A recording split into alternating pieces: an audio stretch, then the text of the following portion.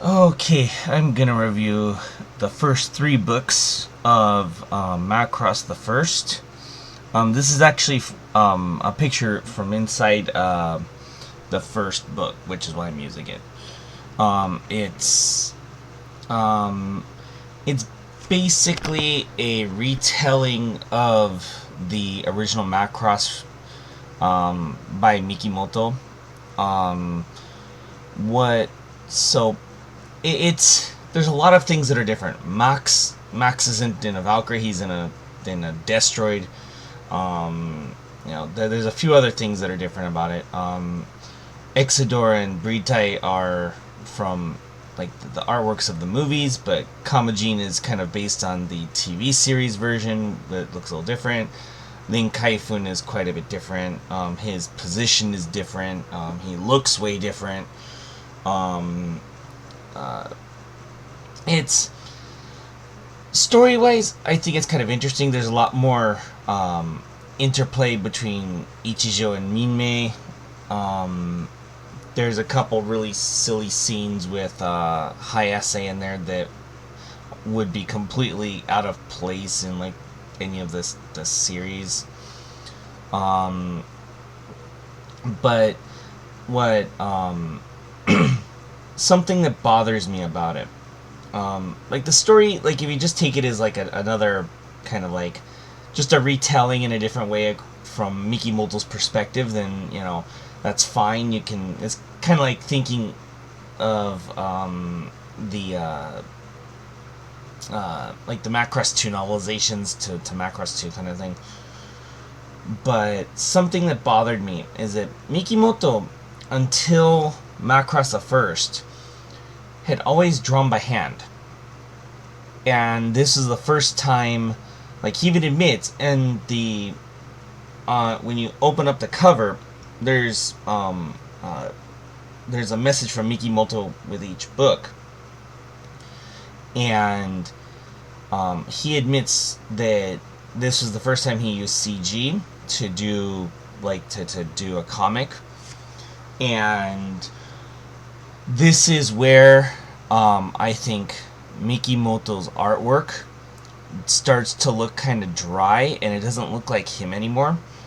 Because he got they even put a little short little comic thing at the end of the first book showing like how the staff that they got to work with him on Macross the First ask him, "Have you ever done CG before?" He's like, "No," straight up.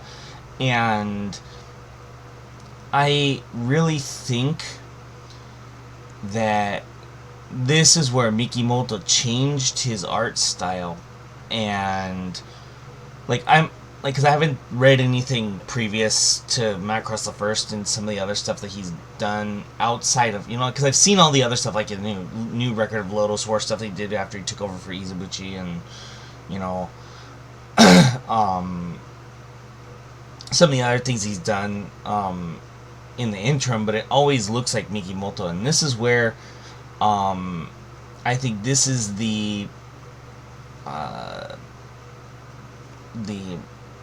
series where his art style goes to the way it is now, and it doesn't look like Mikimoto really anymore.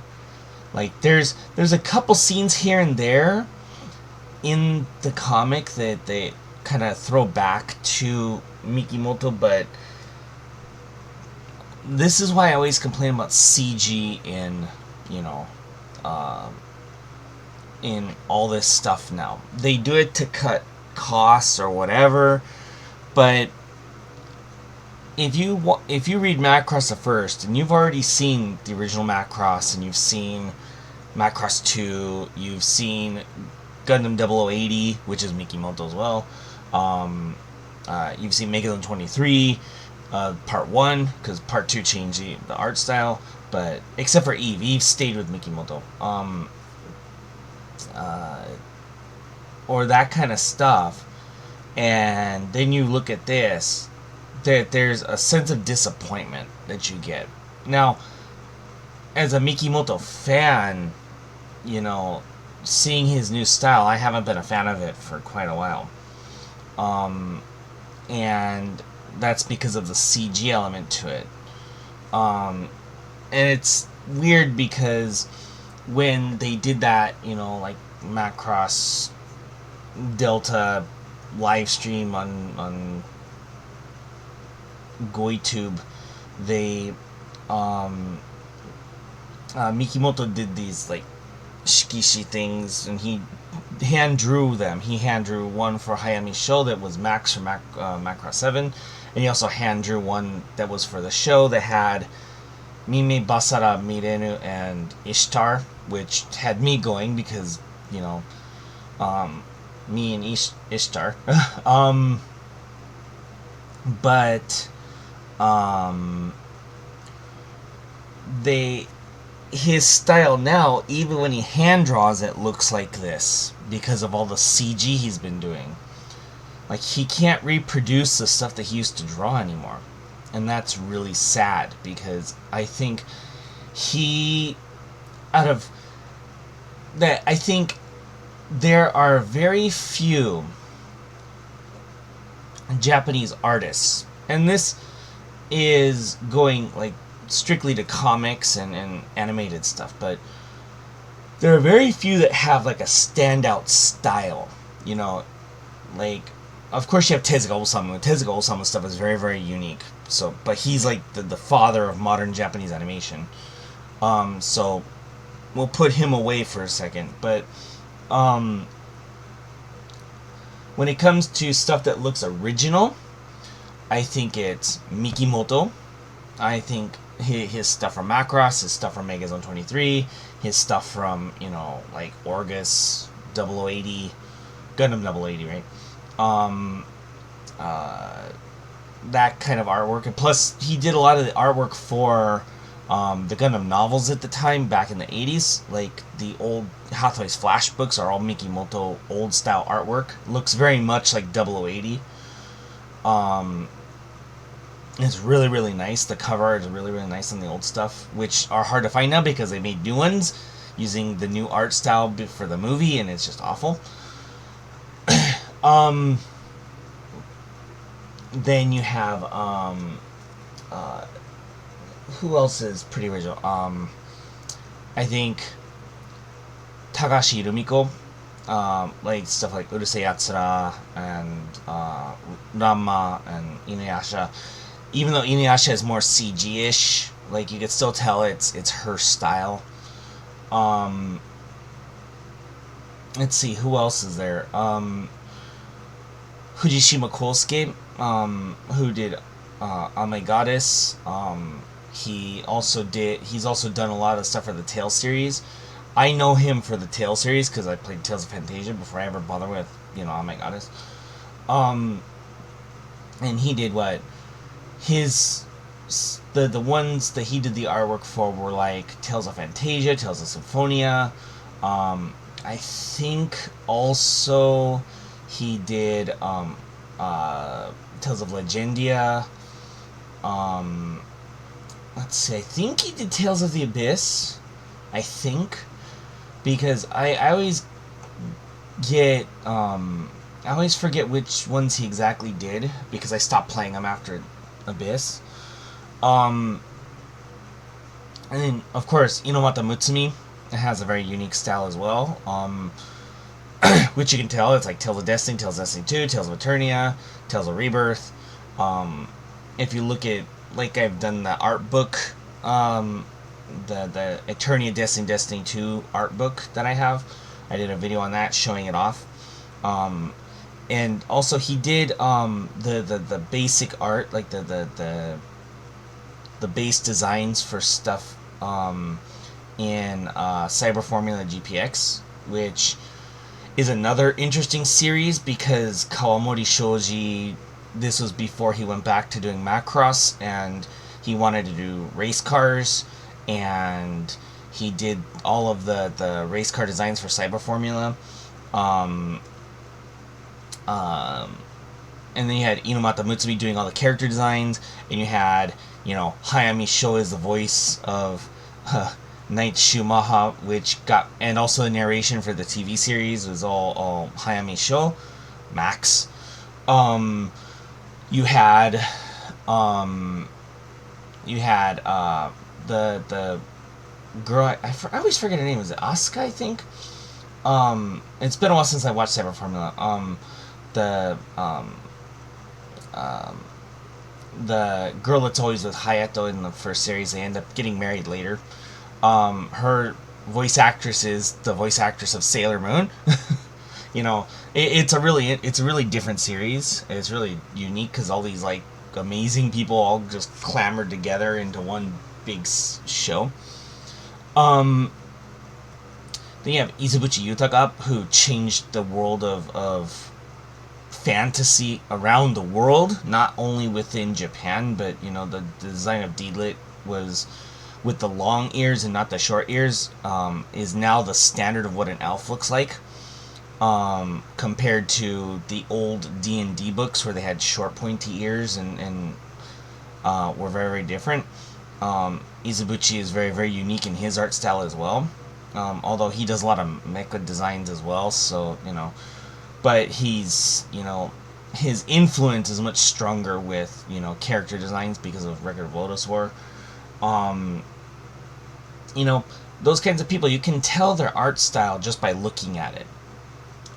This is something that CG has taken away, because like even this picture here that I have on the screen, of Minmay from Flashback, or technically the end of the Do You Remember Love, because that was supposed to be the actual ending to it, but Flashback 2012. This doesn't like the her costume and the general look. You can say, oh yeah, that's Mime, but it doesn't look like Mikimoto, and it's not the same without his, you know, hand-drawn work. So this is where I think that, you know, Macross the First, while an interesting story, don't get me wrong, I actually think Macross the First is quite interesting, and everybody, if they can read Japanese, or if they, you know, find, you know, some stupid fan translation somewhere, read it. It's interesting. It's actually quite interesting. It's a different take on the original series, and I'm enjoying some of the different things, like with Minmay, how she acts a little bit different. I think there's some interesting things there. There's like Hikaru acts a little bit differently as well. I think there's a lot of interesting little things that he does with the comic that makes it unique. Yeah, it's not really canon, but outside of possibly the ghosts being in there, which he did that on purpose because of Macross Zero. But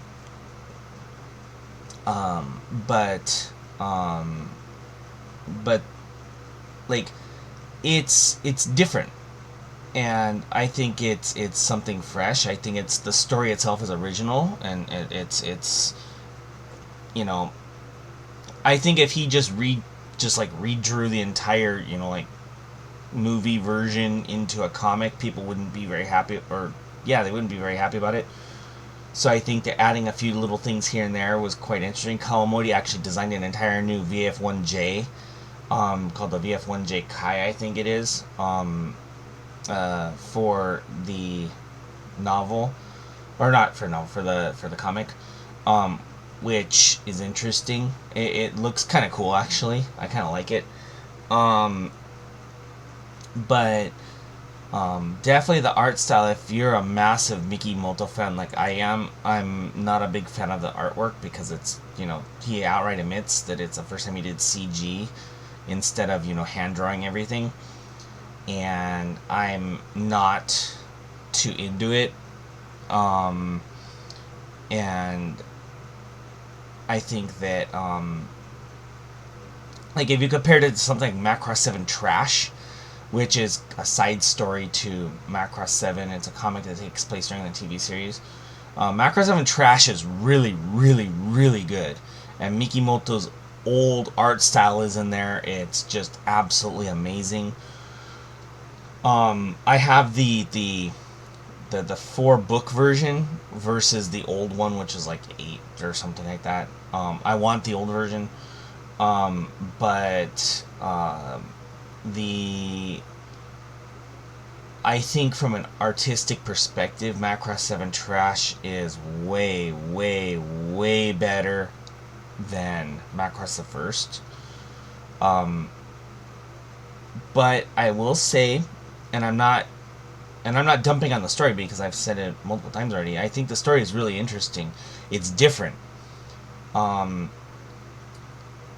it would, like, I think anybody who's a fan of the original Macross, and you know, it kind of combines aspects of both the movie and the TV series into it, plus extra little things, like I said, with ghosts being there, which is like trying to like merge the canon of Macross Zero into the original Macross, so that there is, because there's a ghost in Macross Zero, like a prototype ghost. So that's kind of like trying to like insinuate that the ghosts were there with the Macross or whatever, which kind of makes sense. But I think everybody should take a read of it. Read it through it. I think it's like 6 books only. It's not a very long series. Same, maybe yeah, it's about the same length as Magic Knight Rayearth. But it's interesting. I think people like it. It's different, so don't take it as like the canon of Macross, because it really isn't. Because it's more based on the TV series, because the it's not the Armed 1 and Armed 2 on the Macross. It's the Prometheus and the Daedalus, which is not the canon. The movie version is the canon Macross, the canon SDF1. Or ASS1 if you want to call it that. Alien Starship. But yeah, I think there's a lot about it to like. There's, I think, there's some stuff that like the art style that I'm not a fan of, but I do like a lot of the interaction between Ichijo and Minmei. There a lot of the scenes that there's a lot of changes, like a particularly weird scene between Ichijo and Hayase, that's where he's like hanging around with what was it, Hayase and the 3 operator girls, with Shami, Vanessa, and Kim are all out having a drink or something, and then the 3 operator girls like drag Ichijo off to do stupid stuff, and then there's a little scene there. It's funny. I won't say what happens, but yeah, I thought that was kind of a little interesting difference between, you know, the old TV series, Do You Remember Love, and also Macross the First. I'm just kind of disappointed that Max is in a stupid Destroid and not in a Valkyrie right now, because Max belongs in a Valkyrie, not in a Destroid. I can understand in the beginning, maybe okay, I get the idea, but you know, just put him in a Stinger Valkyrie. God damn it, put him in a Valkyrie. Please. Anyway, that's all I wanted to talk about. I just want to talk about the first 3 books in general, because I don't have 4 and 5 yet. I do have 6, but I need to go get 4 and 5. But I think it's worth a read at this point, and I've only read the first 3 books. The things that are different, if you know like the original series backwards and forwards like I do, you'll catch a lot of interesting little things that happen there. It's quite interesting, and you'll notice the differences right away. And I recommend people read it through. And so that'll be all for this one. And due to work, I'm definitely going to be doing a lot less videos, because work is just a massive pain in the butt. But when I can, I'll be doing videos and reviewing stuff, so just keep an eye out for them. They'll be around. So anyway, see you in the next video.